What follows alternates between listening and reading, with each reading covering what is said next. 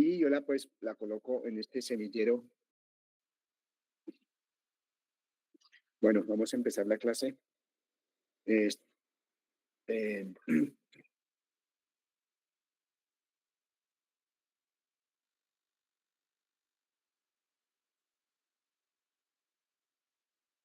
bueno, ahí están viendo mi pantalla.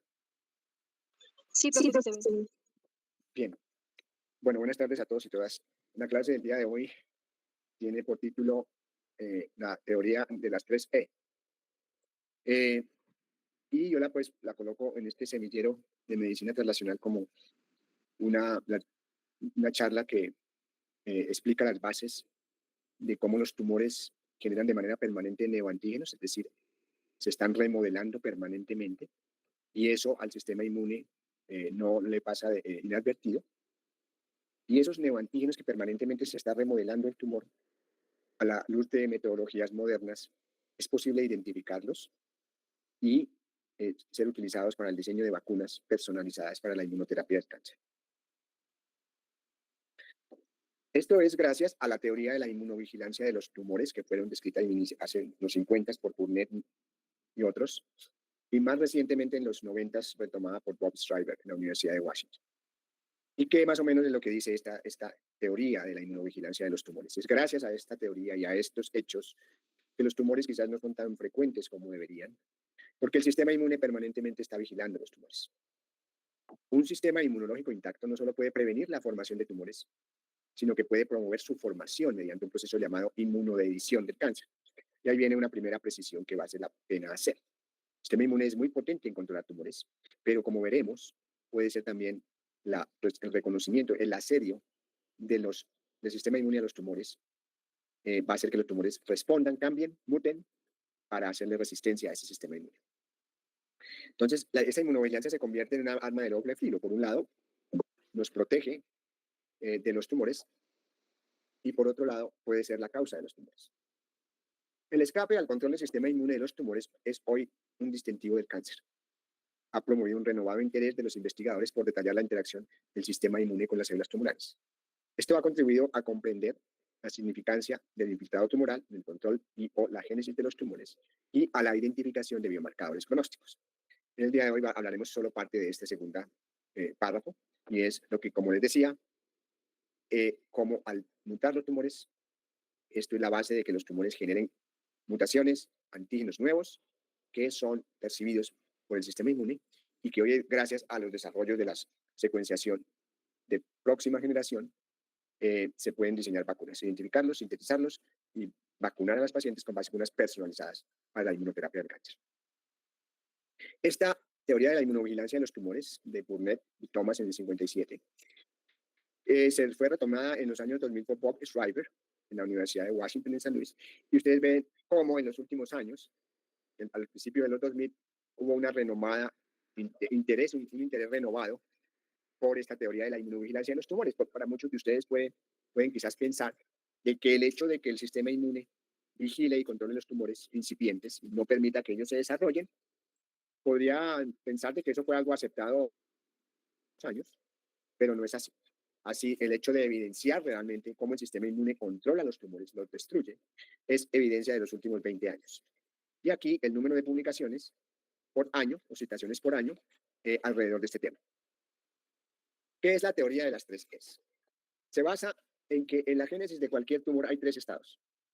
La eliminación del tumor, que está pasando, como les digo yo, permanentemente quizás, porque cuando ustedes estudian todas las posibles causas del cáncer hoy en día, pues es muchas las diferentes factores químicos, medioambientales, genéticos, que inciden en la formación de los tumores.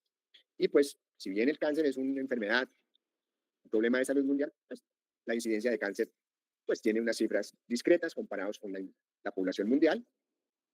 Lo que quiero decir es que no es tan frecuente como él debería, y eso es gracias a que el sistema inmune está permanentemente eliminando los tumores incipientes, pequeños, controlables. La segunda E de la teoría de las 3 es el equilibrio. El sistema inmune, de alguna forma, en muchos casos, no logra eliminar totalmente el tumor y se establece un estado de equilibrio entre el sistema inmune con todas las armas que tiene para controlar tumores. Y el tumor, en su intención, en su ámbito, en su de crecer, replicarse, entonces existe una especie de equilibrio que puede tomar años en la génesis del tumor. Y que luego de que por algunas circunstancias, si hay un tumor en equilibrio con el sistema inmune, se desbalancea esa vigilancia, el tumor escapa y se hace clínicamente evidente, y es cuando diagnosticamos el cáncer. Estas tres fases fueron elegantemente acuñadas por Bob Schreiber en los años finales de los 90, en unos experimentos realmente de mucha creatividad. Eh,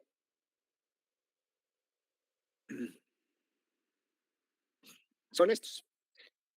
Estos son experimentos de los principios del año 2000, en que él se inventó un modelo para recrear el cáncer, que no era fácil, no existía.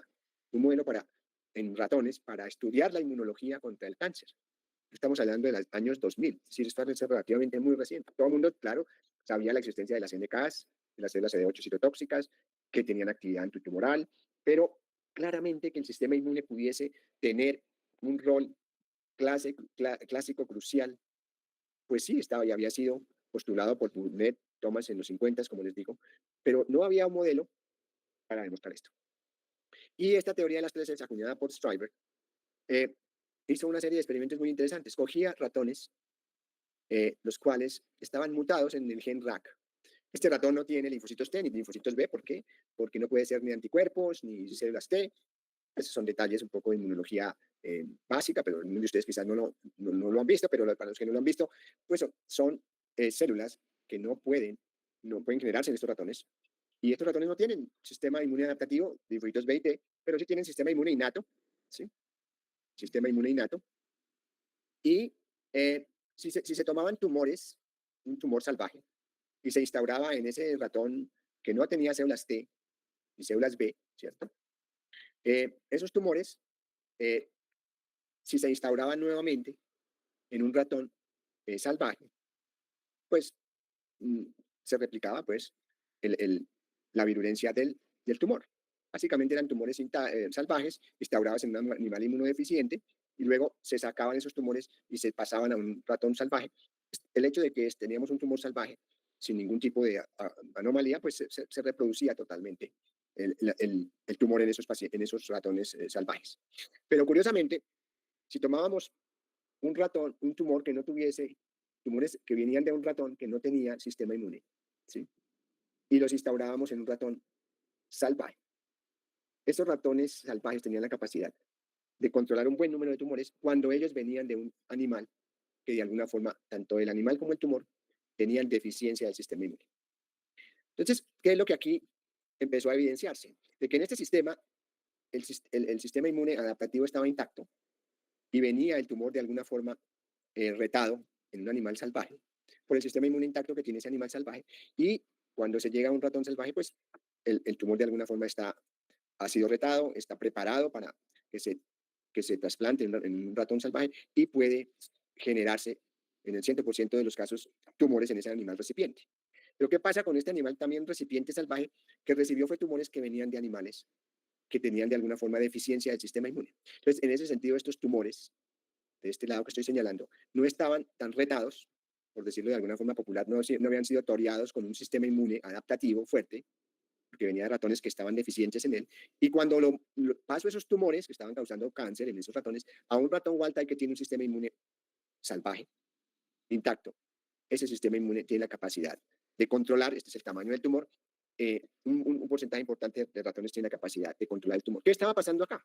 Básicamente, en este lado de acá, se evidencia de que cuando el sistema inmune está vigilando el tumor hace una serie de cambios que lo hace altamente agresivo, de forma tal que en un animal recipiente le va a causar enfermedad. Pero cuando el tumor crece en un animal que de alguna forma el sistema inmune no lo asedia, la inmunovigilancia no está tan instaurada porque hay una deficiencia del sistema inmune adaptativo, esos tumores como que son tumores un poco desapercibidos porque el sistema inmune no los está agrediendo en este animal, y cuando lo saco de acá y va a un animal salvaje, ese animal salvaje tiene su sistema inmune adaptativo intacto, y es la razón de que esos tumores, al no haber sido tan agredidos previamente, van a ser controlados exitosamente en el animal recipiente.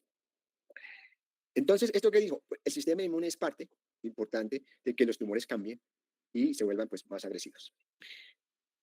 Estas son las tres fases de las tres es la eliminación. Entonces, tenemos un tumor aquí, las células tumorales están ejemplificadas por estas células acá, y el sistema inmune está trabajando bien, las linfocitos T, las células dendríticas, las células NK, todo está funcionando bien. Esto es una sobresimplificación de muchas de las cosas que el sistema inmune hace para vigilar ese tumor. El tamaño del tumor es pequeño y tiene la capacidad de matar a ese tumor, tanto a nivel de las T, de las células B, de las células NK, todo está bien. Y aquí tenemos que el balance de ese resultado está a favor del sistema inmune, en el cual la inmunidad tumoral está trabajando óptimamente con todas estas cosas, funcionando bien, ¿sí? Y entonces el tumor se elimina. Bien, si esta fase no se da, puede ser que no se destruye el tumor de totalmente, pero el tumor no desaparece. Entonces, las células CD4, las CD8, los macrófagos, todas esas células que han visto en las clases del reconocimiento del sistema inmune en las primeras clases con Nicolás, adquieren una especie como de equilibrio entre que el tumor ni crece y tampoco desaparece, porque hay una serie de sustancias producidas por células que no permiten su erradicación total, ni que tampoco el tumor crezca. Bien, esa interfase puede durar varios años, y ellos cómo se dieron cuenta de que este equilibrio existía. En este modelo de ratones que les dije, de trasplantarles tumores, podían tener un ratón que aparentemente no tenía tumor, pero si utilizaban metodologías in vivo que existen, anticuerpos para destruir estas células CD4 o CD8 en ese ratón, pasaban al periodo de escape. Es decir, en un ratón que aparentemente no tenía tumor, al intervenirlo yo y depresionarlo yo de células CD4 o CD8, el tumor sí estaba ahí al punto de que después de un periodo de tiempo el tumor escapa y se hace clínicamente evidente y se diagnostica ese tumor.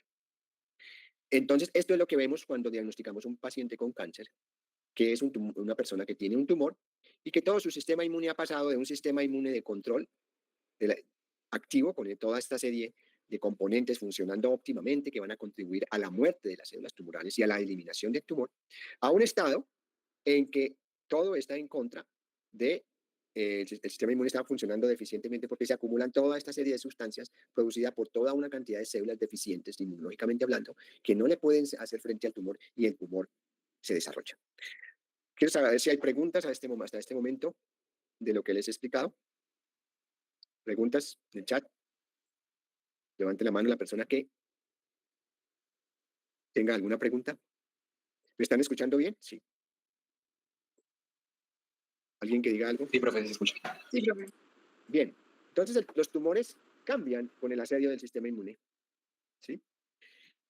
Y es la razón por qué en este modelo que les mencionaba, eh, eh, los tumores así, digamos, asediados por el sistema inmune, se reproducen muy bien, pero si el sistema inmune no los asedia, en un segundo animal esos tumores son más fácilmente controlados.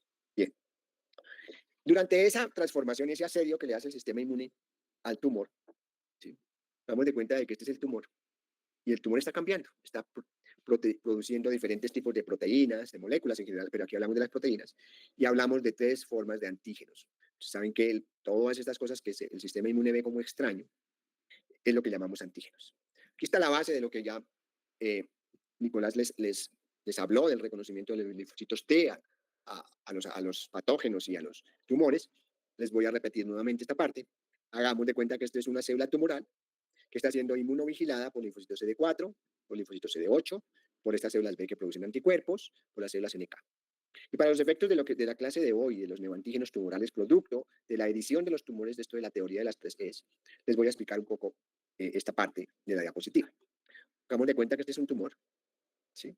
Y él está produciendo esos antígenos distintos, que pueden ser mutaciones, que pueden ser proteínas que se están sobreexpresando en grandes cantidades, o que pueden ser proteínas modificadas post-translacionalmente. Cualquier cosa que haga el sistema inmune durante este asedio va a cambiar y va a ser reconocida por el sistema inmune. Tiene la posibilidad de ser reconocida por el sistema inmune como extraña. Estas entonces son las diferentes categorías. Y aquí vemos en estos diagramas cómo la célula tumoral, tengo una mutación aquí en esta proteína, y la célula tiene la posibilidad de mostrarla en la superficie para que un linfocito T, en este caso célula CD8, vea ese pequeño punto, lo reconozca como extraño porque es producto de una mutación de ese tumor y lo va a rechazar. ¿Qué pasa en el caso que hay una proteína que se está sobreexpresando de forma anormal?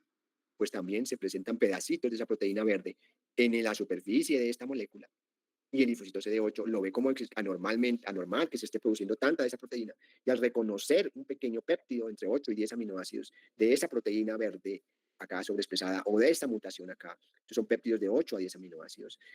O que perciba una modificación en una proteína a nivel de glicosilación o de modificaciones postrelacionales, van a ser reconocidas como anormales, de nuevo, por el receptor del antígeno de las células TCD8, porque se le ha presentado en estas moléculas, aquí las presento como estas moléculas de clase 1, MHC clase 1, que son las responsables de mostrar señales de alarma en la superficie de las células tumorales para que los linfocitos TCD8 las identifiquen, y la resultante de esa identificación es que la célula CD8 mata a esta célula tumoral.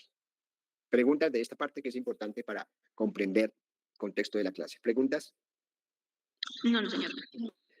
Esto pues se ha estudiado en mucho detalle, esto que les he hablado muy generalmente. En gran detalle, cómo se generan estos complejos MHC péptido, pues está ilustrado en estas diapositivas que van a encontrar ustedes en el video.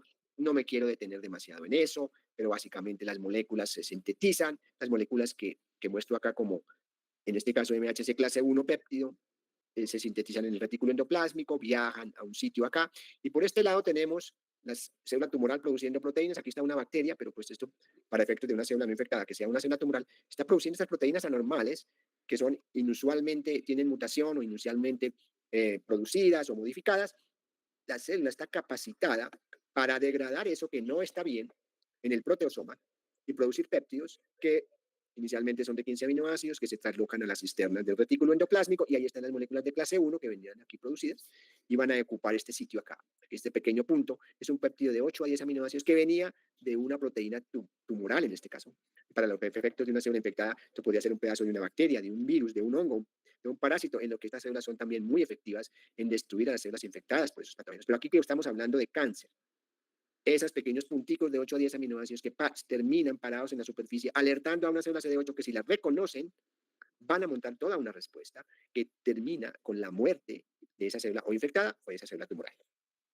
Entonces, tenemos que resumir acá de que de alguna forma el sistema inmune está capacitado para mirar todas esas mutaciones que están ocurriendo en el tumor, producto del asedio del sistema inmune al tumor, y que es lo que llamamos los neoantígenos tumorales. Esto es lo que, pues, hay videos, hay mucha información al respecto. Esta es una célula tumoral, este es un linfocito T que tiene la capacidad de producir, de poner estas moléculas aquí en contacto con la célula tumoral. ¿Por qué? Porque ha reconocido un complejo MHC péptido. Fíjese que el complejo acá, con este puntico, viaja a la superficie y se posa. Este péptido pertenece al tumor y fue cargado en todo este proceso, aquí en la superficie, y si pasa a una célula T y a través de este receptor que les he ejemplificado que es como una horquilla de la célula CD8, si lo reconoce, si le suena familiar, si lo reconoce como extraño, pues va a matar a esa célula tumoral porque le produce toda una serie de sustancias. Aquí está la perforina, que es una sustancia que le abre huecos en la membrana celular de la célula tumoral, y vemos cómo la célula tumoral muere producto de esa sinapsis, que es la fusión de las dos membranas, en la cual en el centro está el complejo MHC péptido, eh, eh, y alrededor otras moléculas, y se vierte todos los componentes de los gránulos de las células citotóxicas al tumor y la célula muere. Entonces, así es como está operando por el lado de las células T, CD8, porque no les he hablado del papel de la CD4 sobre la inmunidad contra los tumores, o la importancia de la producción de anticuerpos en la inmunidad de los tumores, o la actividad de las células NK contra los tumores. Todos ellos son componentes que están inmersos acá en este escenario que les aquí están la CD8, la CD4, la CDNK, que están son responsables de que los tumores no sean tan frecuentes, que están controlados de manera permanente, pero que en algunos casos hay un equilibrio, no se destruye, y en algún momento se descuida el sistema inmune, el tumor crece y empiezan a aparecer toda una serie de respuestas no deseables, y la balanza de esa respuesta inmunitaria se va hacia a la progresión del tumor, porque en parte estos componentes del sistema inmune, los CD8, estoy hablando hoy con énfasis en la charla, pero podríamos hablar en otra charla de los CD4, podríamos hablar en otra charla de los linfocitos B y la respuesta al antitumoral, los NK, etc. Hoy estoy hablándoles para los propósitos de transmitir el mensaje de que los tumores permanentemente se están cambiando su carga antigénica, generando una gran cantidad de estos puntos de 8 a 10 aminoácidos o de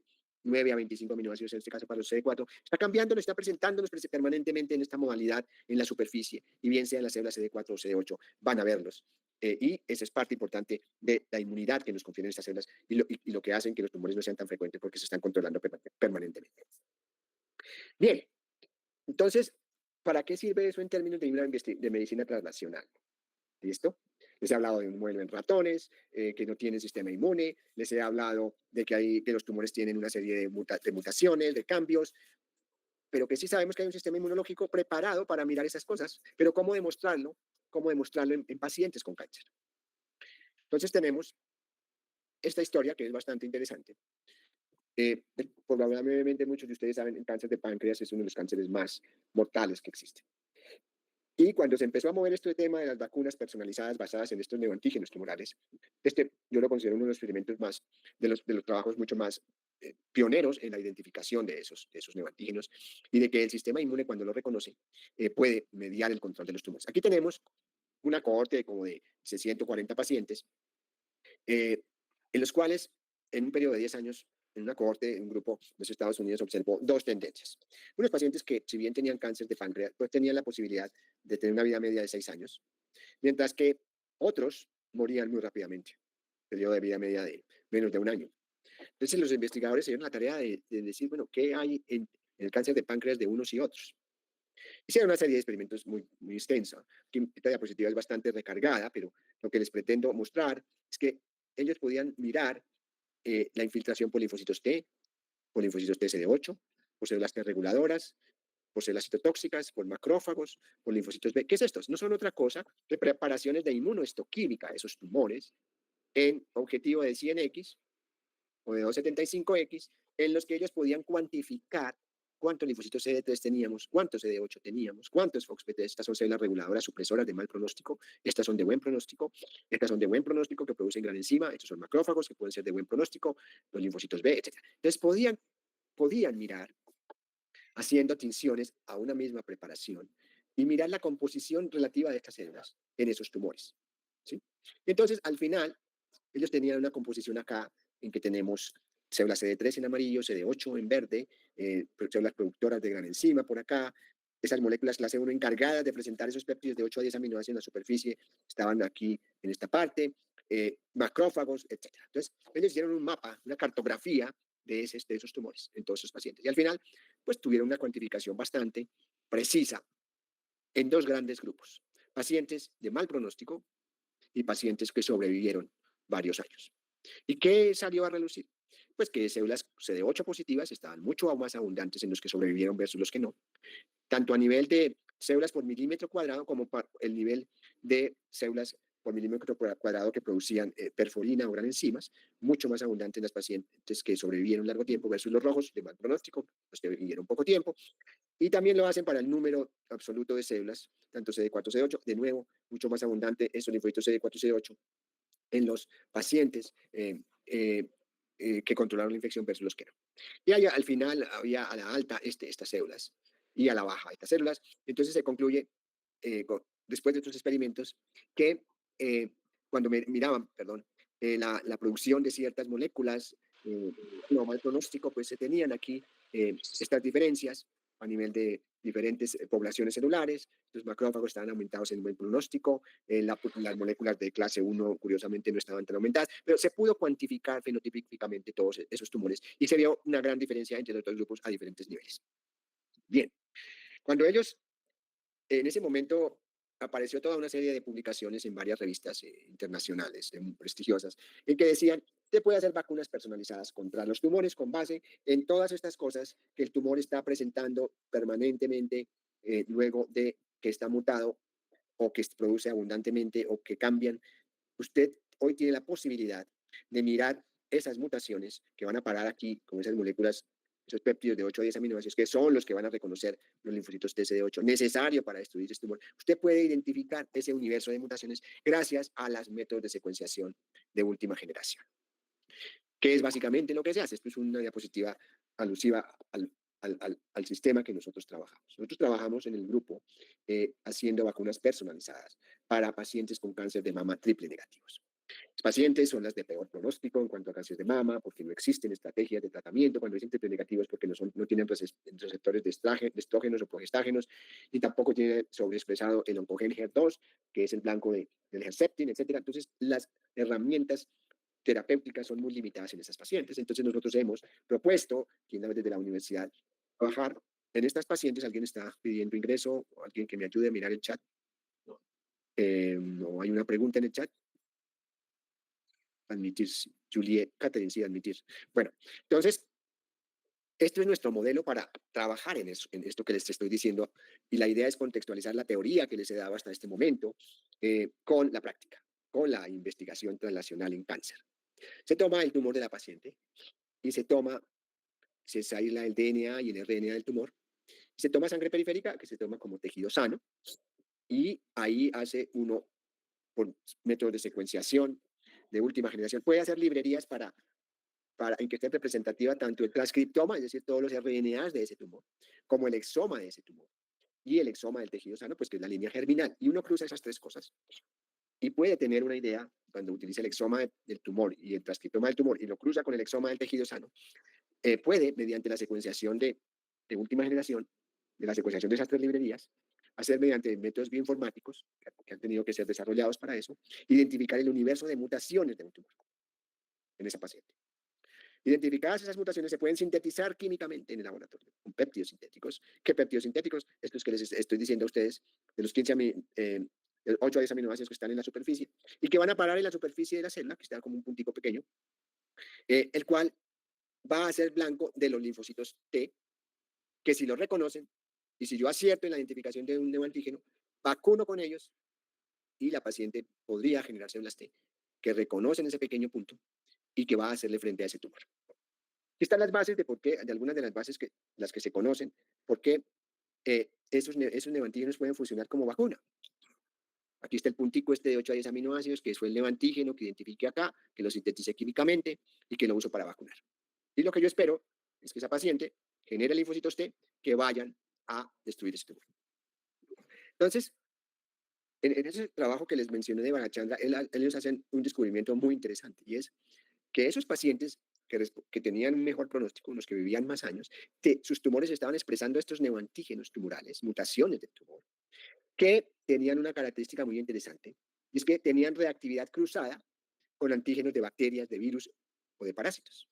Entonces la célula estaba ya preformada contra un antígeno, un patógeno, y resulta que el tumor está expresando dentro de las mutaciones un neoantígeno que es reconocido por esas células de manera cruzada. Tenía una célula contra un virus y el tumor expresó un neoantígeno que le suena familiar, es compartido, y la misma célula, probablemente con reactividad contra un virus, termina reconociendo en el tumor ese neoantígeno, de una forma por reactividad cruzada. Esa es la primera cosa. La segunda cosa es que puedo tener dos linfocitos T totalmente distintos, con especificidades por cosas distintas, pero se sabe, debido a la promiscuidad de los linfocitos T para reconocer muchos antígenos diferentes, de que dos linfocitos T distintos pueden reconocer un determinado neoantígeno. Y esto le aumenta pues la especificidad de reconocimiento a los linfocitos T. Entonces, los neoantígenos, al generar en los el tumor, sucede que encuentra células T que ya fueron sensibilizadas para un virus o para un patógeno, para una bacteria, y de manera cruzada reconoce ese tumor. Y segundo, que células T distintas pueden reconocer un mismo neoantígeno sobre una célula tumoral. No sé si hay alguien que levantó la mano, ¿hay alguna pregunta? María Alejandra y Nicolás están conmigo hoy para que por favor me ayuden a chequear eso. Bueno, entonces, Profe, nadie tiene la mano levantada. bueno, entonces, esta es la forma de hacer esas vacunas y la base, pues, son esos conceptos previos que les he impartido. Al principio que se generaron este concepto de estas vacunas, se comenzó a acuñar la idea de que, pues, entre más neoantígenos tenga un tumor, pues tengo mayores posibilidades de tener un listado de candidatos para ser utilizados como vacuna y de tener células T más amplio, un repertorio más amplio. Entre más neoantígenos tumorales yo tenga, pues tengo más chance de que identificarlos y de tener antígenos para seleccionar y para la vacunación. Entonces, la idea es que tumores como el melanoma o como el tumor de pulmón de células no pequeñas, que fue con lo que empezó todo esto, pues eran los tumores ideales. Y que los tumores que tenían una baja tasa de mutaciones, pues no iban a ser muy beneficiados, pues por la razón de que si tengo un número limitado de mutaciones, pues va a ser más difícil identificarlos y el chance de identificarlos, pues me va a limitar la posibilidad de hacer vacunas para esto. Pero con el tiempo eso se ha ido desvirtuando. Aquí tenemos melanoma y cáncer de pulmón de célula pequeña. Aquí está el número la frecuencia de mutaciones por megabase. Y sí, realmente hay una jerarquía. Hay unos tumores con una alta dosis de neoantígenos, otros con una dosis moderada y otros muy baja. Y aquí está el melanoma y el cáncer de células de pulmón de célula no pequeña. Y así hacia la izquierda, pues vamos teniendo unos tumores que van teniendo menos neoantígenos y por lo tanto se preveía que estos tumores, por ejemplo, la leucemia, por ejemplo, no iban a tener pues mucho éxito el uso de estas vacunas. Y tenemos el cáncer de riñón que estaba en una posición más bien moderada o baja. Y en un trabajo en el que se midió esto, se pudo demostrar que no hay tal. Es decir, sí, el número de neoantígenos es importante, pero si aún en estos casos usted puede identificar un neoantígeno, así sean muy pocos, son suficientes para hacer una vacuna. Entonces, eso ha mejorado bastante las expectativas y el abanico de posibilidades del uso de estas mutaciones, porque le permiten a uno eventualmente hacer vacunas personalizadas para la inmunoterapia de cualquier tumor. Antes, pues hablábamos, aquí hasta ahora les he hablado de mutaciones, el tema es tan sensible como que estas mutaciones pueden ser de un solo aminoácido en los 8 a 10 que componen ese antígeno.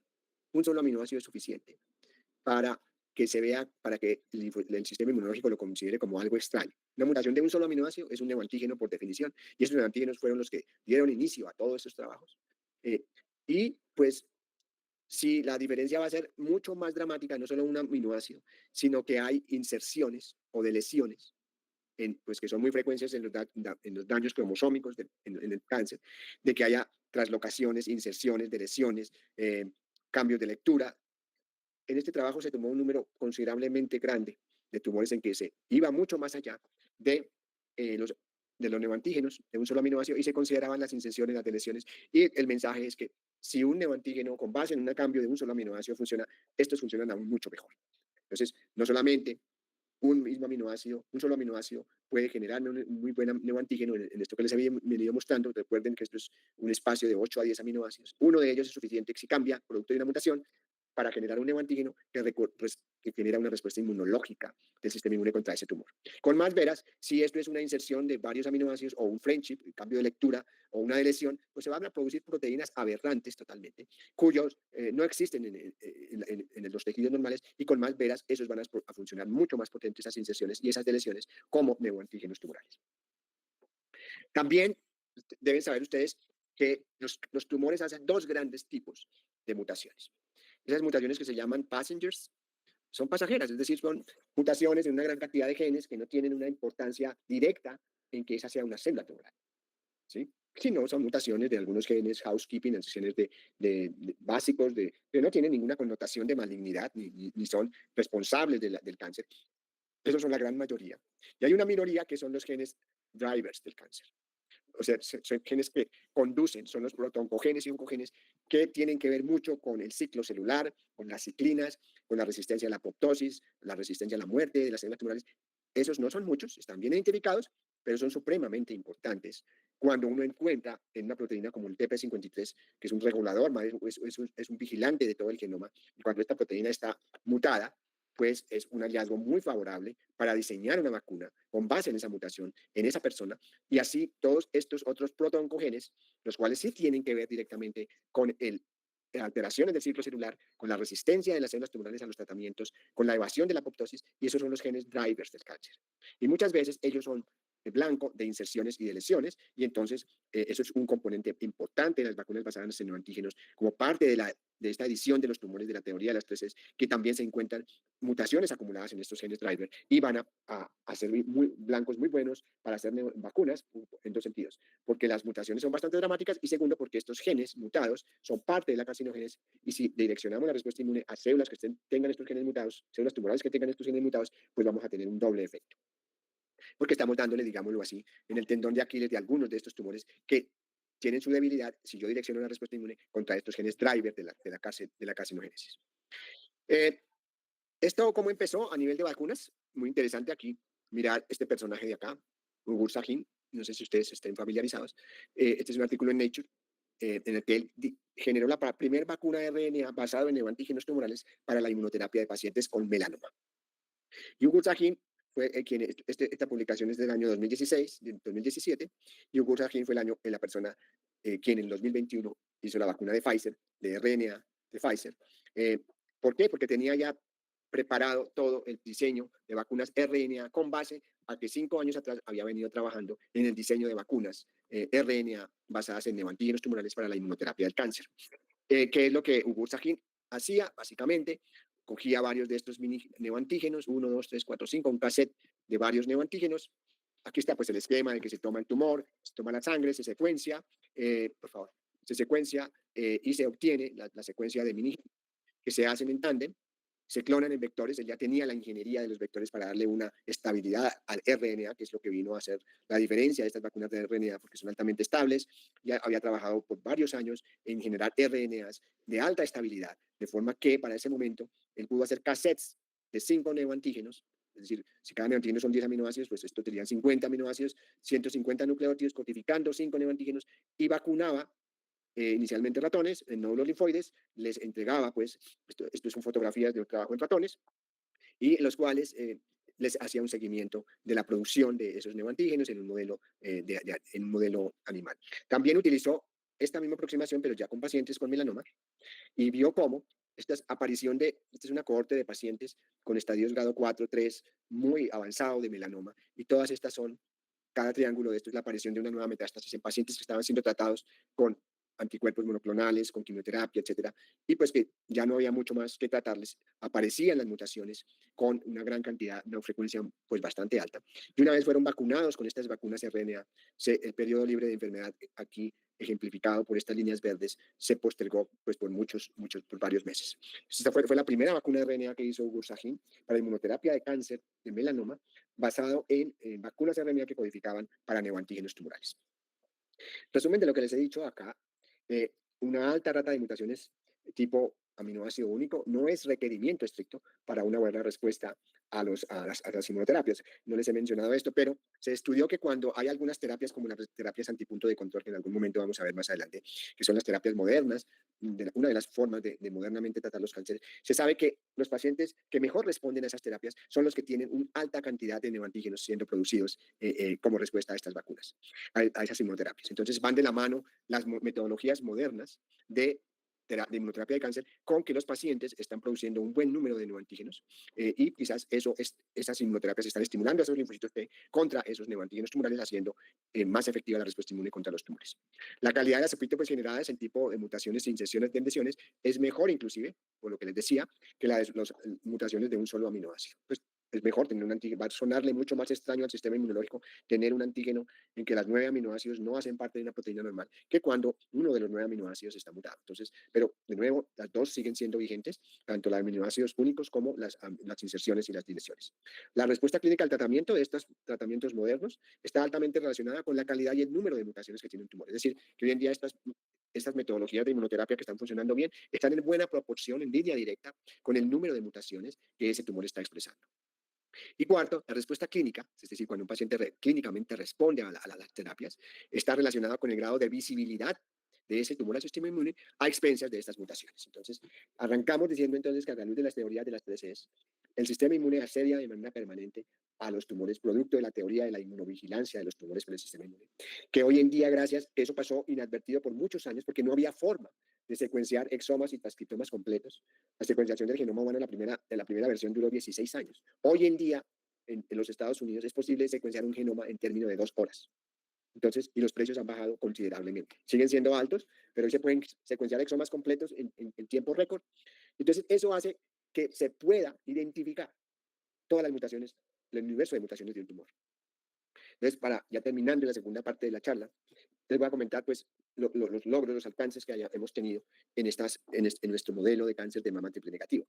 Esto ha sido producto de varias entidades, ha sido patrocinado por Conciencias, lo hemos adelantado en los últimos 14 años con un aliado de la empresa privada y por supuesto por la universidad, una participación del Hospital Universitario, la Facultad de Medicina.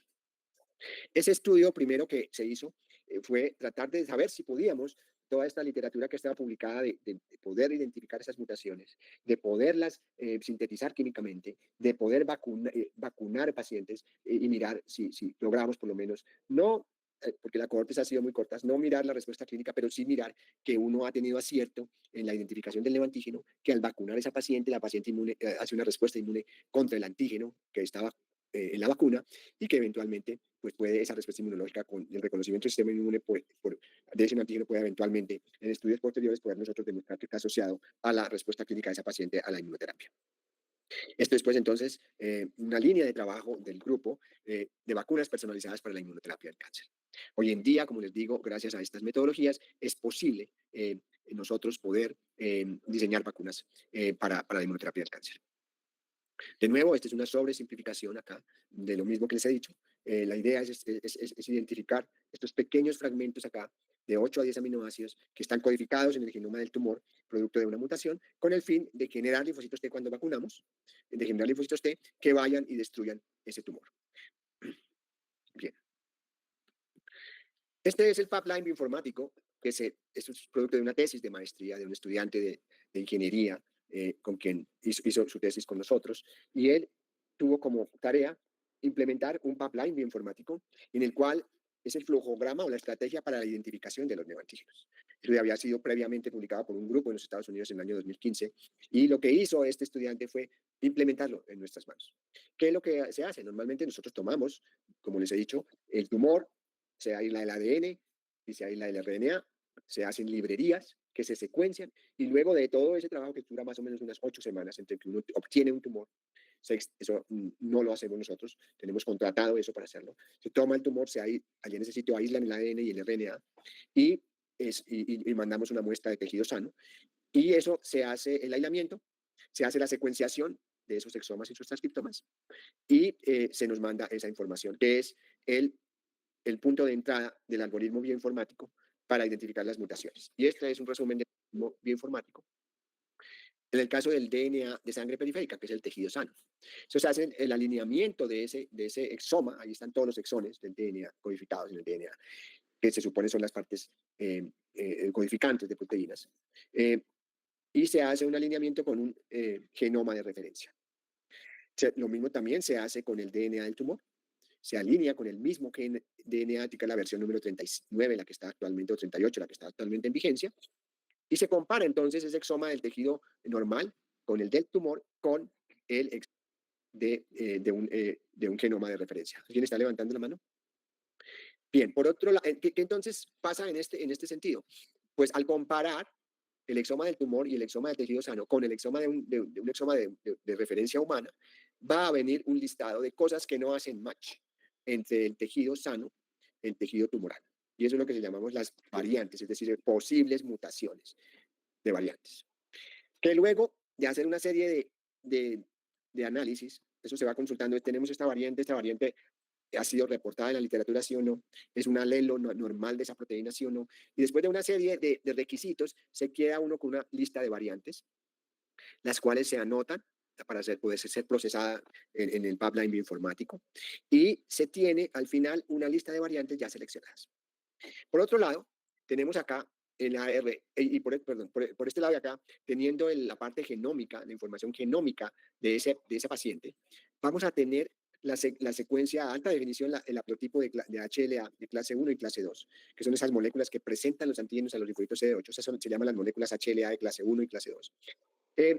Y tenemos a alta resolución las moléculas que esa paciente expresa. Normalmente un ser humano expresa 12 moléculas HLA. Y mediante esta tipificación vamos a tener la posibilidad de mirar el HLA de la paciente. Entonces, hasta aquí tenemos, por un lado, un listado de variantes y por el otro lado, el HLA de la paciente.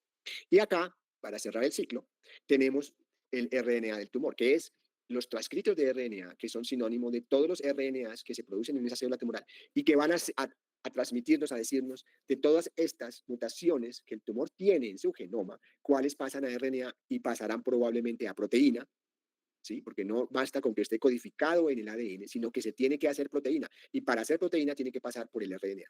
Entonces, al nosotros secuenciar el RNA del tumor, vamos a tener todas las listas de los RNAs codificadores para proteínas en ese tumor y vamos a cotejar esos RNAs con la lista de variantes a ver si las RNAs secuenciados acá, tenemos RNAs que contienen esas mutaciones, que es el fin último de cruzar estos dos vías, y es mirar, la mutación está en el cromosoma, pero además está siendo transcrita a proteína, porque probablemente esa transcrita proteína, porque identificamos un RNA mensajero que lo contiene.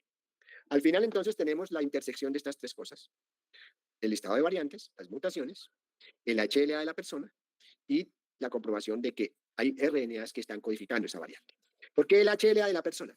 Porque después viene toda una parte del algoritmo bioinformático que empieza a hacer ventanas de 9 aminoácidos, de 8 a 10 aminoácidos en las diferentes RNAs y va a cruzar el listado de las epítopes de las mutaciones con el HLA de la persona. Es decir, luego de este punto acá, vamos a tener epítopes que van a ser resultado de, es una variante, es una mutación que se está transcribiendo a RNA y esa mutación se une al HLA de la paciente, que es el requisito que al principio, les decía yo, es necesario para, estamos entonces en este momento identificando un pedacito de péptido, que se los ejemplificaba acá con este punto, que tiene esas tres características. Es una variante, es una mutante.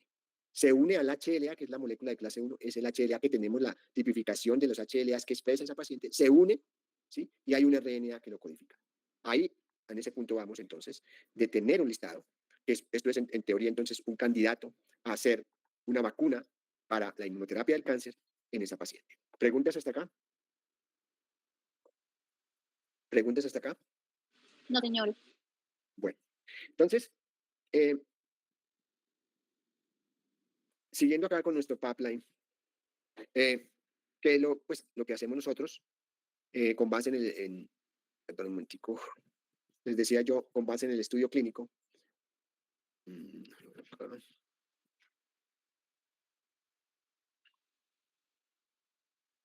Este es el estudio clínico que nosotros hemos realizado. Se toma una paciente, que es diagnosticada acá, se le toma una muestra de su tumor, se le toma una muestra de sangre, con el fin de, pues, tener material para hacer el exoma y el transcriptoma del tumor y la muestra de sangre para los estudios inmunológicos. Esta paciente es paciente con cáncer de mama triple negativo, que va en ese momento a través de la quimioterapia o del tratamiento habitual que el oncólogo le prescribe. Nosotros no estamos interfiriendo en nada ni cambiando esas cosas. Nosotros trabajamos al lado de lo que está el oncólogo haciendo por la paciente.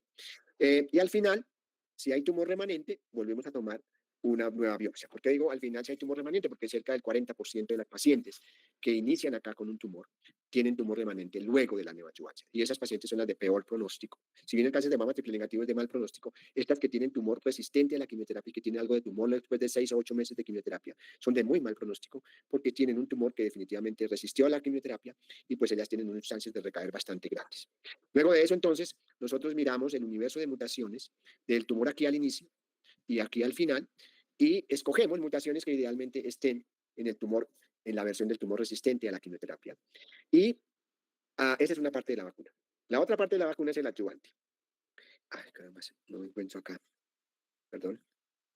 Que es un adyuvante absolutamente autólogo. Esa es otra cosa que hacemos en el grupo, perdón, y es la producción de células dendríticas para la inmunoterapia del cáncer. Una vacuna se compone de dos cosas: el antígeno, que es de lo que les he hablado hasta ahora, la identificación de los neoantígenos, y la otra es el vehículo que utiliza una vacuna para entregarle el antígeno al sistema inmunológico. Desde hace unos 10 años hemos venido trabajando en la derivación de células dendríticas a través de monocitos de sangre periférica en estas pacientes. A la paciente se le toma una muestra de sangre en un proceso que se llama leucoféresis, se aíslan los monocitos y los monocitos se derivan a células dendríticas in vitro y las pulsamos con esos neoantígenos y las utilizamos para vacunar a las pacientes. Y entonces ese era el segundo componente de la vacuna que les quería mencionar en el estudio clínico. Quedaron un poco en desorden las diapositivas, en el cual nuestra adyuvante fue el uso de células dendríticas, 6 dosis de células dendríticas pulsadas con el neoantígeno y el seguimiento de la paciente para mirar si lográbamos una respuesta, un reconocimiento del sistema inmunológico a ese neoantígeno que utilizamos como vacuna. Las diapositivas anteriores habíamos dejado acá la identificación de las variantes que se unen al HLA de la paciente, y tenemos una muestra de neoantígenos tomado de un tumor antes de la quimioterapia y otra después de la quimioterapia, pues los porcentajes no, hacia a grosso modo no cambian mucho, pero mirándolos en detalle, bueno, esto es el tipo de pacientes que hemos hecho, esto es la parte del HLA de las pacientes, en las cuales pues cada una de ellas tiene un HLA distinto, esas moléculas que se sintetizan, cómo se seleccionan las epítopes. Esta es la idea del listado de las epítopes. Salen miles de epítopes posibles, pero las más importantes son las que aparecen en la parte arriba de la tabla, que le dicen a uno que la epítope se expresa en determinado HLA, cuál es la secuencia de aminoácidos, cuál es el aminoácido cambiado, etcétera, etcétera. Y tenemos situaciones como estas, por ejemplo, casos en los cuales tenemos unos antígenos que están tanto en la muestra prequimioterapia como en la muestra postquimioterapia, y pues esos son ideales. Fíjense aquí la letra grande es el aminoácido que ha cambiado, y esos pues son potenciales neoantígenos para hacer la vacuna.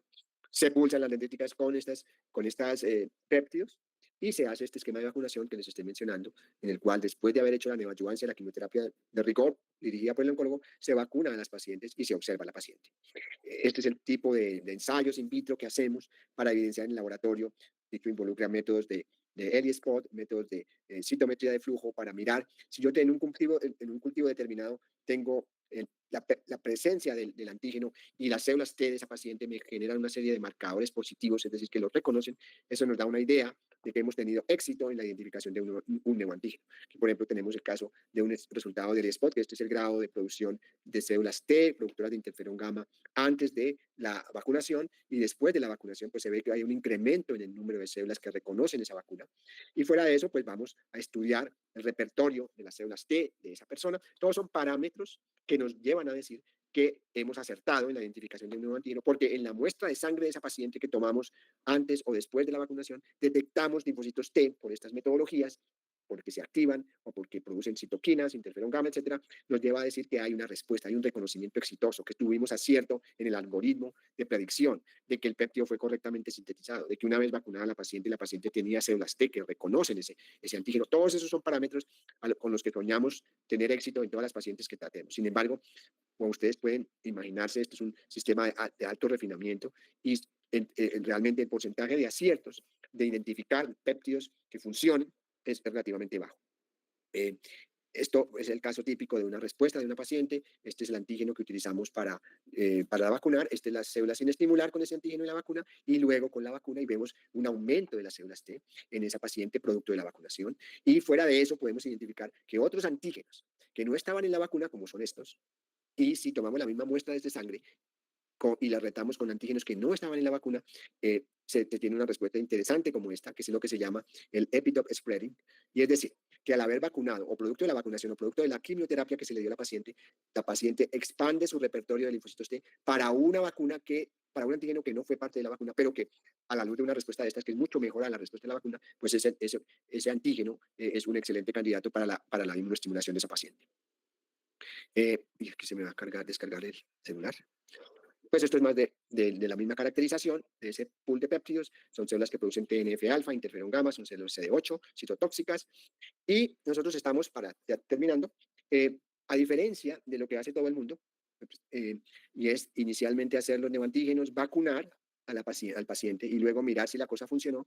En el caso de nosotros de las vacunas de los pacientes con cáncer de mama triple negativo, pues tenemos la posibilidad de tener tiempo de entre la identificación de los neoantígenos y la vacunación, que son los 6 a 8 meses de la neoadyuvancia, poder mirar en la muestra de la sangre de la paciente toda una serie de elementos que nos permitan decir que esa paciente tiene ya antes de haberse vacunado, producto de su tumor, que los tumores están siendo vigilados por el sistema inmunológico, como les he venido diciendo todo el tiempo, de que los neoantígenos que hemos sintetizado, la persona antes de vacunarse tiene células T contra ellos, y eso, en nuestra opinión, es una forma de aumentar el porcentaje de aciertos y de éxito, de una vez identificado un neoantígeno, utilizado como vacuna, pueda funcionar mucho mejor. Esto, pues, trabajo ha sido hecho por personal del Grupo de Inmunología y Medicina Translacional. Como verán ustedes, son personas todas muy jóvenes, quienes han desarrollado sus tesis de maestría, de doctorado, el apoyo de estudiantes, de pregrado, que se vinculan al semillero. Y pues uno de los motivos de satisfacción nuestros es tener un puñado de personas jóvenes que han hecho, aquí está Diego, quien hizo el pipeline informático de la Facultad de Ingeniería, David Bernal, que ha trabajado inicialmente todo lo de quimioterapia, aquí está Ivonne, que hizo un trabajo también de doctorado con pacientes con cáncer de mama triple negativo, aquí está Nicolás, quien les ha hablado ya en un par de oportunidades, Alejandra Villota, que también nos apoyará en el semillero, está Manuela, está Laura, todos ustedes verán personas muy jóvenes, integrantes del grupo, y pues que es el motivo de orgullo del trabajo, de que estamos dando la oportunidad a estudiantes del semillero de que en algún momento más adelante se vinculen a realizar sus trabajos. Con eso pues termino. Nicolás, ¿está con nosotros? Sí, señor. Bien, yo entonces por las razones que les dije tengo que terminar en este momento. Nicolás les va a explicar un poco sobre la última comunicación en cuanto a a los artículos, a los grupos, cómo funcionará el asunto. Yo estoy al frente del primer grupo con el que empezaremos, el trabajo de NCAS, y pues en este momento pues, me retiro. No sé si haya preguntas, tenemos tiempo para algunas preguntas, si las tienen.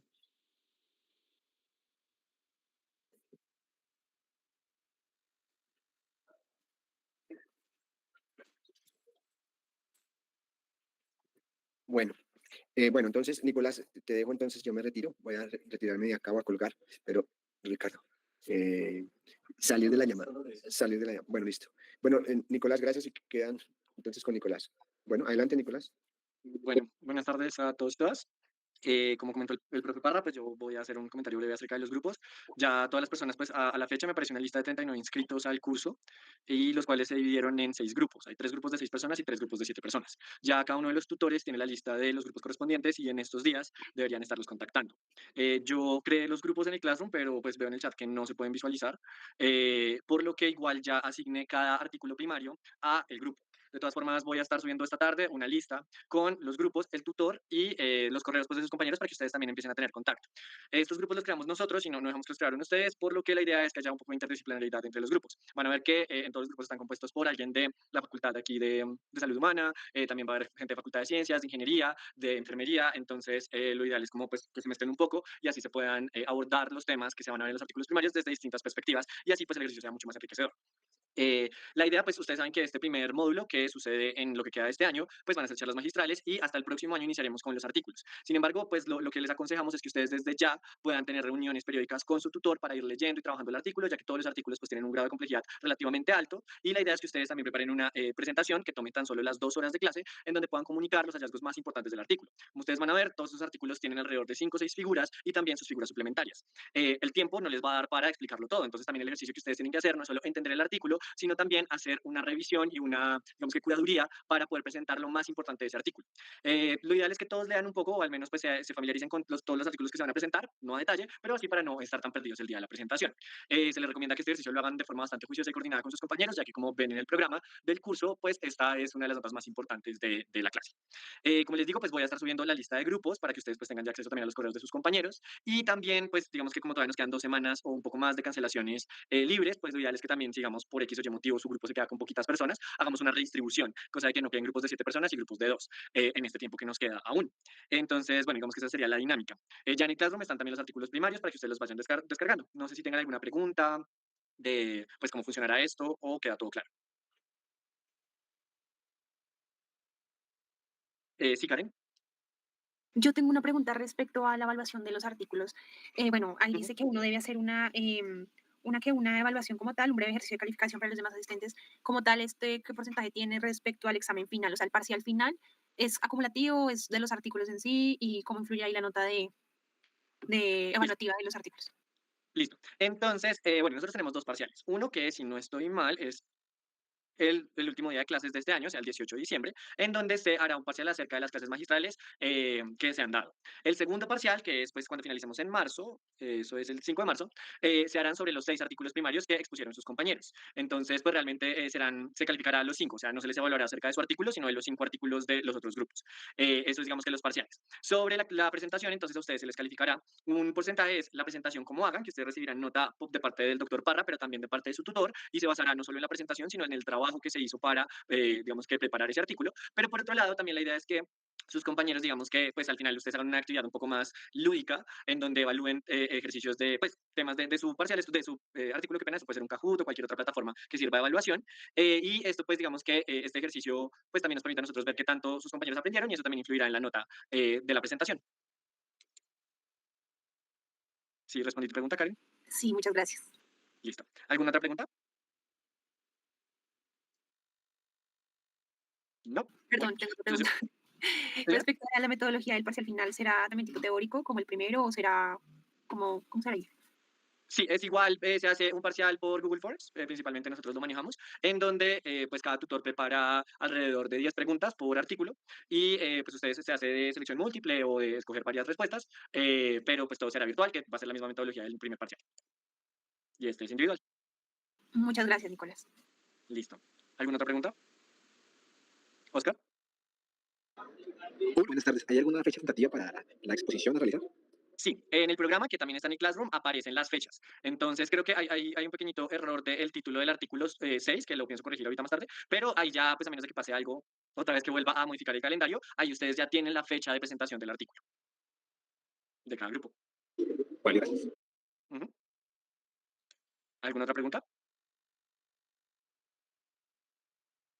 Bueno, si no tenemos más preguntas, entonces les quedo debiendo lo de la lista de los grupos, que lo pienso subir en unos minutos al Classroom, y pues que estén a la espera del correo de su tutor contactándolos, que como les digo, lo ideal es que lo hagan pues de hoy al viernes. Entonces, si no tienen ninguna otra pregunta, así, Oscar.